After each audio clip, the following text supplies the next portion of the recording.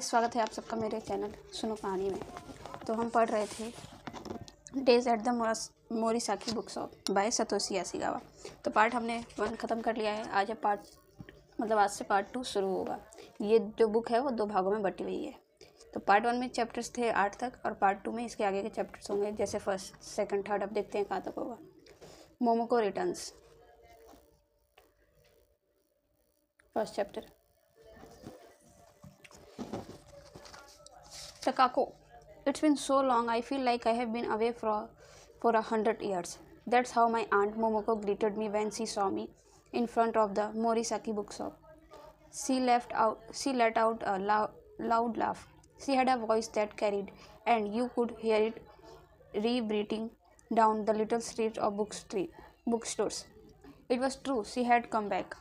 Now that she was standing in front of me, it finally felt real. Uncle Satoru had told me she was back, and so I knew this, at least in my head, but until I actually saw her. I did not really believe it. If a friend had told me they would seen a ghost, I would have felt the same way. But Momoko was really there, and she was incredibly cheerful. What was she so cheerful about? What is this behavior of someone who suddenly reappeared after disappearing for 5 years? Uncle Satoru, on the other hand, was standing there looking like a dog who had just eaten something rotten. Shouldn't it have been the other way around? You look like you have seen a ghost, she said to me, acting offended. That's little harsh. I had said a word to her this whole time. I almost told her I would have seen less surprised if I had seen a ghost, but somehow I held back and managed to say, "You look great." It had been more than 10 years since we would have seen each other. When Momoko was young, she was quite pretty. Maybe not drop dead gorgeous, but there was a quiet beauty to her that caught your eye. Caught your eye in an odd way, like a stone you see glittering on the beach that's not worth much on the market, but there is still something about the way it shines. When I was a child and I saw her at family gatherings, I was always impressed by the way she sat so properly tucked away in the farthest corner, as if she was trying not to stand out. Momoko is pretty small in stature. There was something almost mystical about her. Despite the years, Momoko was still beautiful. She wore a simple outfit, a brown sweater with blue jeans, and barely any makeup.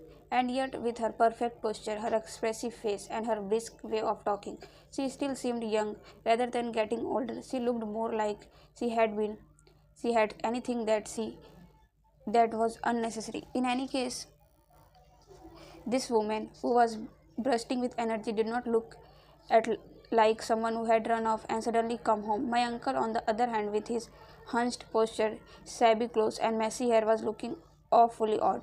"Takako, you look just like your mother," Momoko said, narrowing her eyes and squinting at me.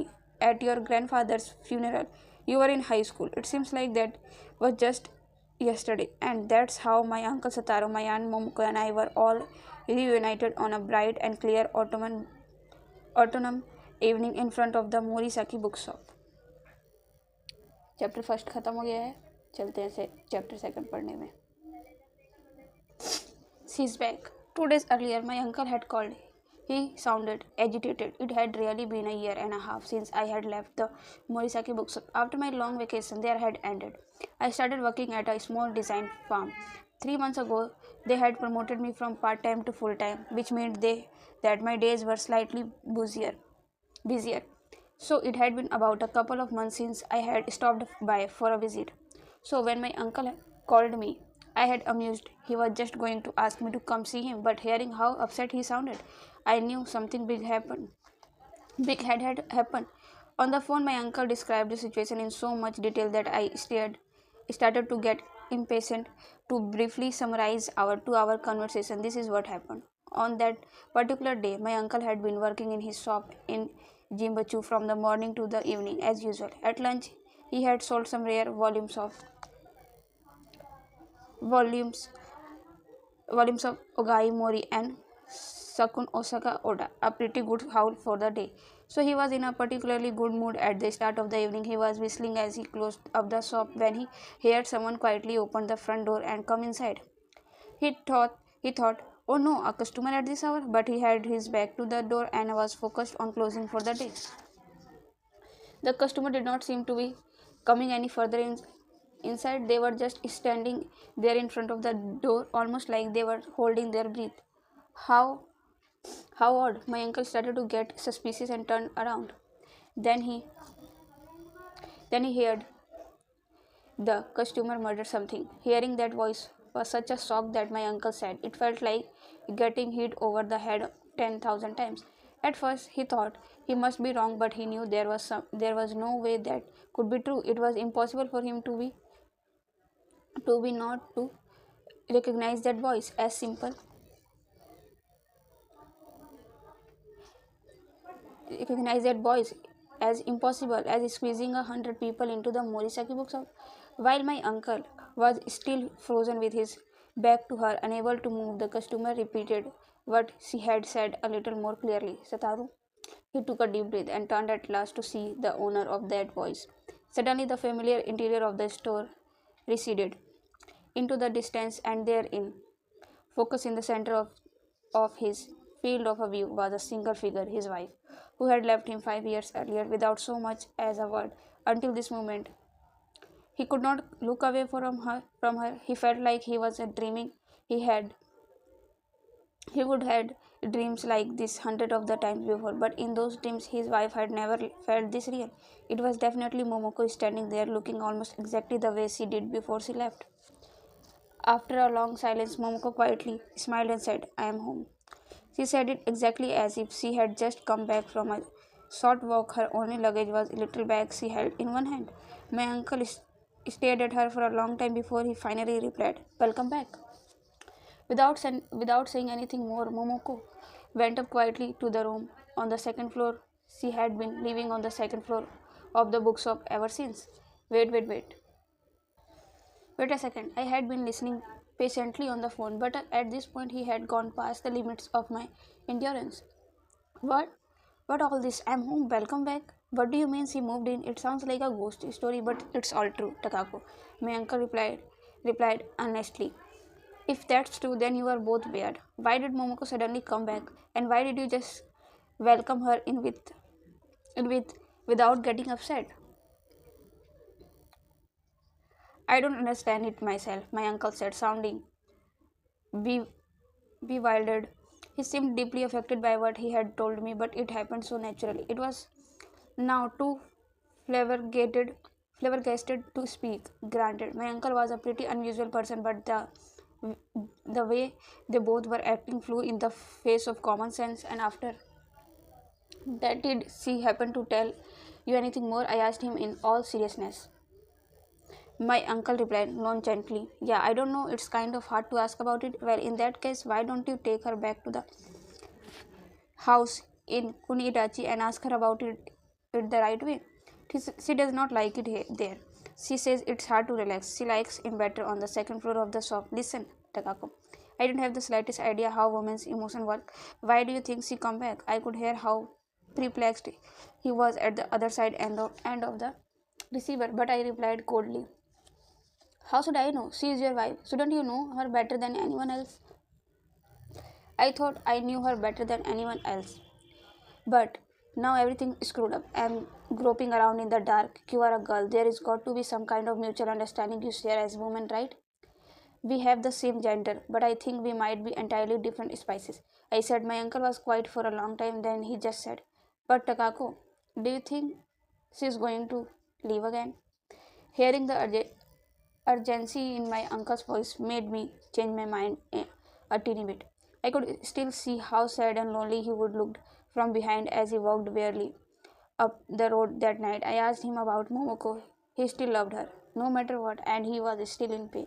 I never wanted to see him like that again if there was anything I could do about it. You don't want her to go? I don't know. Before, I used to think that as long as she was happy where she was, I was fine with that. But now she's back, my feelings are starting to change. But that does not mean that I want her to be unhappy. Huh? I am such a jerk. Good grief.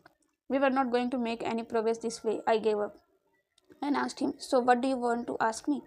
How do you know I wanted to ask you something? I know how much time we have spent together. Takako, there is no more wonderful niece in this world. I owe you.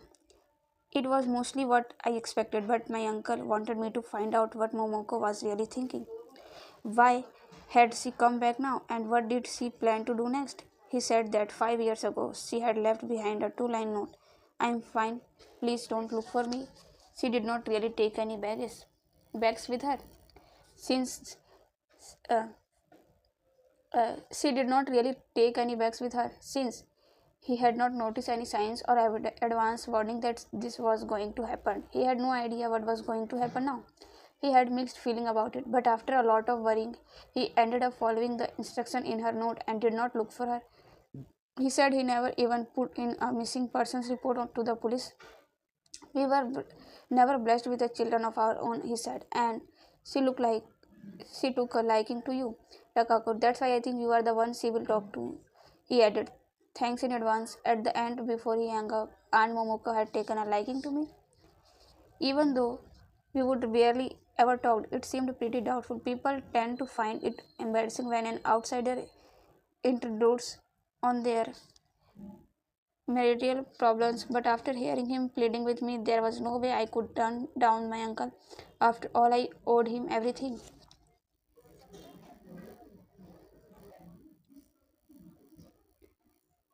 Chapter 3.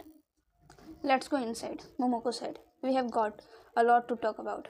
At Momoko's urging, the three of us stopped standing in front of the shop and went in. I had not set foot inside the store in 2 months. As usual, the shop was overflowing with books.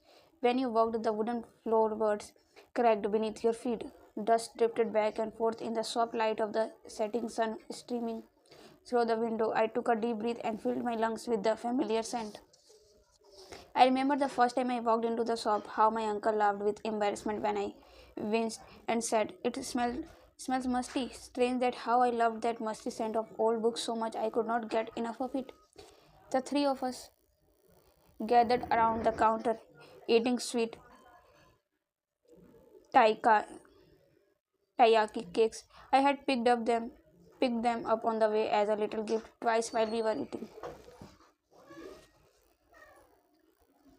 Twice while we were eating, customers came into the shop. They looked rather startled to see us huddled together like a bunch of mice and brought their books. Momoko huddled the customers for my uncle, talking to them in a friendly way after so many years as the wife of a bookseller. She had plenty of experience. After we went inside, Momoko still did nearly all of the talking, but it was impossible to follow the way she did from one thing to the next. She was like a plane in a tailspin. Takako, you lived here once. That's just like me now, isn't it? The AC does not work at all, so summer here must be hot. Oh, the sweet feeling in the Takis cake goes all the way through. It's good. Where would you buy it? This neighborhood has changed since the old days. There are more fancy stores. Saying fancy makes me sound so middle aged, doesn't it? As she bounced from topic to topic, Momoko also, for some reason, occasionally reached out and pinched my uncle's cheeks. She had she had pinched him so many times that both of his cheeks were already bright red. It seemed so strange and surprising to me that I interrupted her and said, "Why are you just pinching his cheeks?" "Oh, was I pinching them?" Momoko asked, looking surprised. "You definitely were. It's just an old habit of mine, pinching people. When I feel close to someone, I just find myself pinching them. Maybe it's a way of showing affection, but wasn't Satoru face kind of cute when I was pinching him?" As he said this, Momoko pinched both of my uncle's cheeks firmly, moving them up and down and side to side, as if this were some punishment in a children's game. My uncle's face looked so incredibly miserable. It was not especially cute. "Quit it," my uncle cried out in a pain, but he let her do it. He seemed used to it. You could hear in his voice that he had half resigned himself to it. His reaction made Momoko burst out laughing. Finally, she let him go. It seemed like Momoko had a hidden sadistic streak. "Are not you embarrassed to do that in front of the Kako? What's the big deal? She's not a total stranger. She's our niece. We were supposed to be adults. What about our dignity?" my uncle asked. Since Since when did you have dignity? Momoko hit back. If she and I become close, am I going to end up getting pinched too? As I watched them banter, I shuddered at the thought. Then Momoko jumped to another topic. She suddenly grabbed hold of both of my hands and fixed her gaze on me. But I'm so happy to see you. I used to think about you sometimes. I had wondered what had become of my sweet little niece. After all, you seemed like such a lovely young woman when you were in a high school, so quiet and composed, and you looked so cute in your peg boy haircut. Is that what you thought of me? I really was not anything like that. I was at a loss for words. Back then, I was at the peak of my puberty. I always felt like I was about to be crushed under the weight of my frustrations, all these feelings I could not express to the other or process internally. I was in agony. It's hard to believe that someone could have seen me so differently. The only reason I was so behaved at family gathering was simply to avoid drawing my attention to myself. People's impressions really are not reliable, are they? That's what crossed my mind as Momoko was staring at me with a twinkle in her eye. I was wrong about so many things when it came to my uncle, too. In the end, it does not matter if you are related by blood or if you spend years together in the same class, at school, or the same office. Unless you really come face to face, you never really know someone at all. It was like that with Hidaki too. I could not avoid the fact that I bore a lot of responsibility for what happened. It made me start thinking about all of that again. So, Aunt Momoko, I get the sense that maybe my uh, old image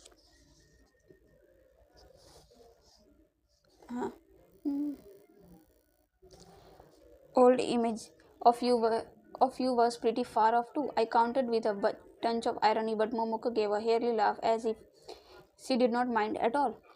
Well, at those family gatherings, I was playing the good girl too. Don't you think a lot of the people in that family are a bit stiff? My father in law was definitely one of them. Come on. His his facial expression never changed. You had think he was wearing a mask, plus the fact that we would run off and gotten married. Those family get-togethers were unbearable. When we showed up, everything got so tense. That's why I was always tucked away in a corner, trying not to be noticed. So that's that's what it was like. And you still got married? Well, we were living together at this time, so they still saw us as suspect. We met in Paris and fell in love, and as soon as we come back to Japan, they added my name to the family register. We just got caught up in the momentum, I guess. Paris, I cried. Why Paris? You didn't know I happened to be living in Paris then? He was traveling around on the cheap, and we used to run into each other sometime at the used books stalls at the flea market. You would think a guy from a family that owns a used bookshop would not need to go to bookshop when he was off traveling. Not this guy. Plus, he added this bushy beard and dressed in rags, so he looked like a beggar. That why you don't end up getting targeted by pickpockets and muggers, my uncle tried to explain, but Momoko did not pay him any attention. But once I started talking to him, he turned out to be pretty interesting guy, a little dark maybe, and not to be sure what to do with himself. The kind of person the kind of person who needed looking after. Then I ended up thinking I might hang out with him a little bit. Or really, at some point, I started to catch on to Momoko's rapid narration. So, the two of them met while my uncle was dealing with his issues by traveling around the world. Still, Paris was romantic, but what I could not understand most of all was why Momoko was in Paris. I tried asking her, but she only said, "Oh, I was young, and did her best to dodge the question. This woman is full of mysterious, I thought. Anyway, that's how we met. We came back to Japan, got married, and everyone gave us the cold shoulder. But then his father fell ill, and Sataro decided to take over for him. After that, we worked together desperately to show them all up. It never occurred me to try and show them. My uncle interjected. Liar. You had all sorts of issues about your father. I figured that much out. My uncle did not make a second. He just sat there looking dejected. She was his wife, but he did not seem to be much of match for her. It was the first time I had ever seen him like that. It was so funny. I almost burst out laughing a few times. And yet, if you are looked at objectively that they actually seemed like a genuine happy couple, as funny as it sounds. I even felt a little jealous of their relationship. The intimacy The intimacy between them made them seem less like a couple and more like old friends or comrades. It definitely put me at ease. After a while, my uncle left, mumbling an excuse about how the store was busy, and Momoko pulled me upstairs to the room on the second floor. She suddenly leaned in close like she wanted to share something in a secret. That's why I want us to be friends, Takako. She took my hand and fixed her gaze on me again. Her hands were so small, I thought, like a child's. It's not fair that you are really only close with Sataru. I want you and I too be close to you. Does this sound good to you? Yes. I nodded to her, but in my head I grumbled. This is not going to be easy. So, guys, chapter third तक हमारा ख़त्म हो गया है. कल कल हम पढ़ेंगे चैप्टर 4 से. देखते हैं आगे और क्या होने वाला है. फिलहाल good bye. Thanks for watching and don't forget to like share and comment. Thank you.